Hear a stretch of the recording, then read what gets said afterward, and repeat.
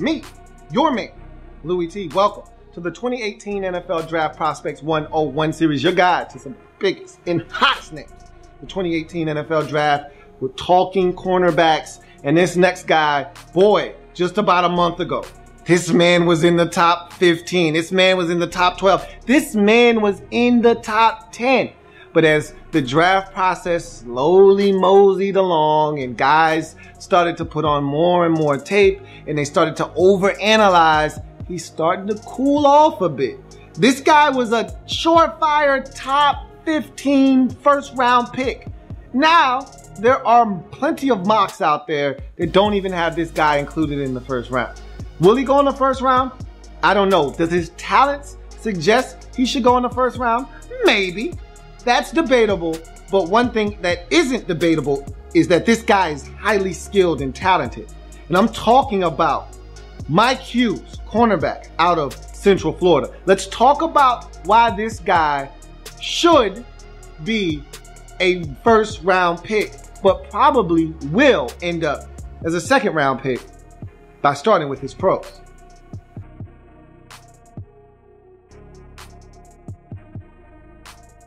So the first thing we start with Mike Hughes is his speed.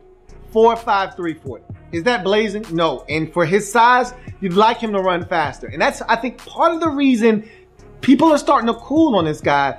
I always warn people that want to fall in love with the measurables, want to fall in love with the height, weight, speed specimens.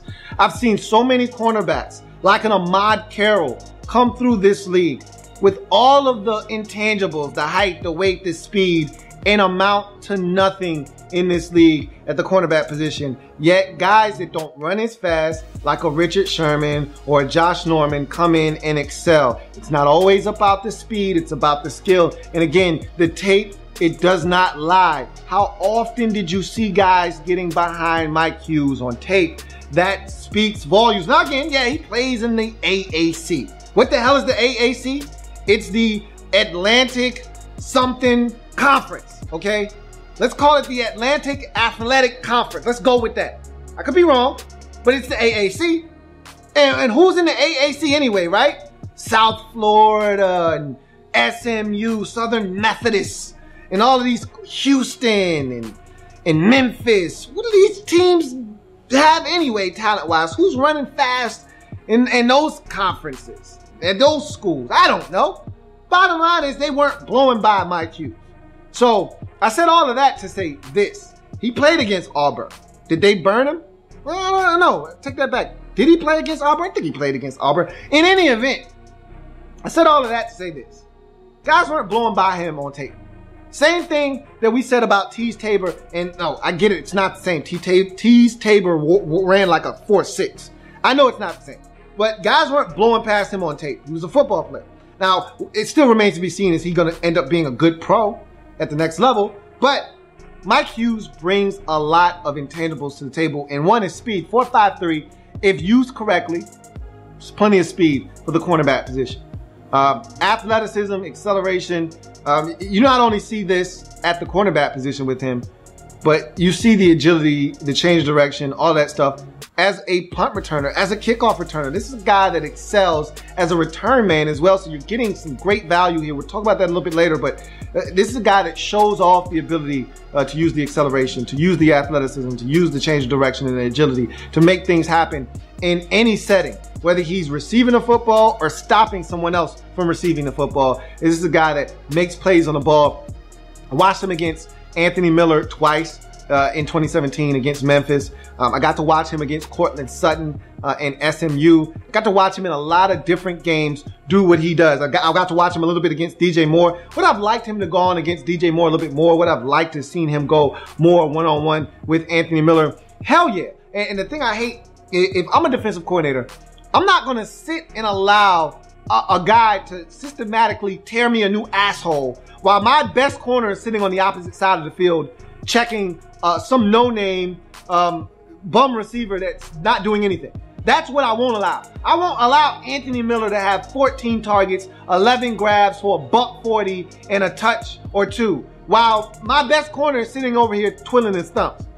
In that second Memphis game, would I have loved to have seen Mike Hughes take the challenge and say, hey man, this shit is gonna stop. All these catches on 3rd and 4th down, all these big plays, you keeping your team in the game in this big ass shootout, this shit is stopped right now. Would I have liked to have seen him do? Yeah, I would have loved to have seen him do that. But that's not his call. But I would have loved to have seen him check DJ Moore some more, so I could have seen that one-on-one matchup. I'd love to have seen him check Courtland Sutton more, so I've seen that one-on-one matchup. That would have been great to see, because that would have been size on a guy that is undersized, and I wanted to see how he handled himself in that situation. But that's not his call. He can only do what he's asked to do, and what he was asked to do, he did it really well. Hell, in that same game against Memphis, he had a nice breakaway or knockaway against Anthony Miller on a slant down by the end zone. He held his own. Anthony Miller caught a touchdown on him too. So it was a nice tit for tat. And I would have loved to have seen that all game long. We got robbed and deprived of that matchup, because if I'm Memphis, I'm not putting my guy on your best corner. I'm not trying to prove a point to you. I'm looking to isolate him against your weakest link. And if that's the opposite corner of Mike Hughes, then guess who's going to be lining up against that guy? You guessed it, Anthony Miller. So I would have liked to have seen them put Mike Hughes on him a little bit more, but because I think he would have been up for that challenge. But nonetheless, everything you're looking for is there with Mike Hughes. Anticipation and awareness. You don't end up with the interceptions that he ended up with. And he's one of those right place at the right time type of guys when he's getting picks. Is he jumping around and picking it off? Not really. But is he, and again, this is where the awareness comes in. You don't get interceptions, even if you're in the right place at the right time. You don't get those if you're not aware of your surroundings and what's going on. Ball pops into the air because DJ Moore allows the football to beat him up and go into the air. I don't mind this pick six if you giving it away. I take it. So he's one of those guys, 4 career interceptions. So there are some ball skills there, and you know he can catch it because of his ability to run back punts. He's adept at tracking the football, making plays. He's one of those guys that does a lot of things well, but there's some things that I would like him to do better. We'll talk about that a little bit later on. And I think some people see some of the things that I see, which is why I think he's slowly coming back down to earth and dropping down some boards. He was not ultra impressive at the combine. And then I think you put on the tape, you see some things that you can pick apart in this game, and you say, hey, look, I like this guy, I just don't first round like this guy. So I think his man coverage and his zone coverage, they're solid. They could be better, and I'll tell you why, especially his man coverage, be a lot better. I'll tell you why in a little bit. But where he makes his dent normally is in zone. He doesn't allow guys to run by him. He's the deepest of the deepest when he's in cover 3 or in quarters coverage. He does a really good job of staying on top of guys. When it's underneath routes, he does a really good job of playing, staying in the hip pocket, staying in phase, knocking the football away. And when that football gets knocked into the air, he's Johnny on the spot. So he does a lot of good things in zone coverage. In man, I think he could be a little bit better, but he's good enough in man coverage to get the job done. So I give him a positive check for that as well. Versatility, though, to me is where he's going to make his hay at the next level. Right now, and again, I've said this with other guys that are undersized in this draft, like a Jair Alexander, like a Denzel Ward. Until you prove to me you can't, I'm going to give you an opportunity to prove that you can on the outside. If that doesn't work, this guy can play in the slot. I saw him do both at Central Florida. So I know he can play outside, I know he can play in the slot. And he offers you not only the ability to run back punts, but he also runs back kickoffs. This guy had 2 kickoff returns for touchdowns and 1 punt return for a touchdown in his career. And one of those, all 3 of those returns were in 2017. But one of those was winning a game against South Florida, a shootout that ended up 49-42, 42-42, late in the ball game. They kick it off to Mike Hughes after they tied the game up at 42-all. And what does he promptly do? Returns the kickoff 95 yards for a touchdown and the game-winning score. So this guy is dangerous. You give him an opportunity to touch it, you may not get it back. And so he's the type of guy that you want on your team from a versatility standpoint. Offers you the ability to play out wide, in the slot, and then all doubles as a kick and punt return man. What more can you ask for out of one man as a cornerback? Not much. And so you gotta love that versatility that is an added extra benefit and value with cornerback Mike Hughes as we go from his pros to some of his cons.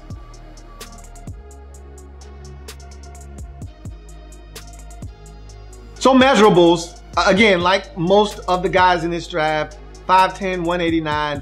That's not ideal. That's not what you're looking for in today's NFL, but can he get away with it? We'll see. I'm not going to kill him. I'm not going to sit here and give you the whole spiel about him being undersized because, look, I talked about this on Jair Alexander's video, but I can talk about it again. I watched Courtland Sutton post him up on the sidelines and create a target when nothing was there for his quarterback. Quarterback throws it a yard out of bounds, and he's got Courtland Sutton, that is, has Mike Hughes on his back hip, boxes him out, catches the football, and there's nothing, and I mean nothing, that Mike Hughes could do about it because he's just not big enough. So yeah, size does play a factor when you're talking about situations like that. They throw a jump ball in the end zone to a guy that's not that big himself in Anthony Miller, but what does Miller do? He climbs a ladder on Mike Hughes and goes up and gets the football. Why was he able to do that? Because Mike Hughes isn't an LLCer. He's not looking and locating and contesting the football. Much like Denzel Ward, he's contesting, but he's not looking for the football. And when you don't look for the football, passes can be completed on you. Guys catch footballs because you don't know where it is. You're waiting for the reaction of the receiver to tell you when the football is coming so that you can make a play. That is going to get you in trouble at the next level. That's going to get you a PI. That's going to get you the football dropped in a bucket on you. If a guy's got late hands, you're going to get caught not looking for the football. And I don't understand why guys, especially a guy like Mike Hughes, who, and I think sometimes it's a lack of trusting his speed. He doesn't have it. And when guys don't necessarily trust their speed, they're afraid to look back. And that's why I can never understand a guy like Denzel Ward with all that speed. Why are you afraid to look back? You're never out of a play. You're right there. Why would you be afraid to look back and locate? With Mike Hughes, he always seems to be where he's supposed to be. So why are you afraid of looking back and giving yourself a chance to make a play on the football? I just don't understand that. But in any event, he's not an LLCer. That irks me. You know, that bothers me to no end. So tackling and willingness to tackle. He's willing to tackle, but he's only willing to give you one type of tackle, which bothers me. He's a leg hunter, man. He's looking to shoot the cuffs every single day of the week and twice on Sundays. And if you jump over him, you jump over him. He doesn't see what he's hitting a lot of times. He's not going to get you down. I saw him go with the lazy, let me clip the legs out from under him. And guys just lower his shoulder and bounce off of him and keep running. Then he gets up and like, oh man, I missed it. No, that was a piss poor attempt at a tackle, bro. Need you to be better than that. So, again, at $189, I don't really know I don't know what I'm expecting out of him, but I'm expecting him to be a little bit more aggressive. And if you're going to be willing to tackle, be like Denzel Ward and say, all right, I'm going to give you everything I got. Shoulder, wrap, all of that. If it ain't enough, it ain't enough, but I gave you everything I had. And he's coming with these really lazy attempts at going after guys' legs. I'm not down with that. So, again, that's a problem for me. He's a leg hunter. And finally, no blitzing capabilities for a guy that I think is going to ultimately probably end up having to play in the slot.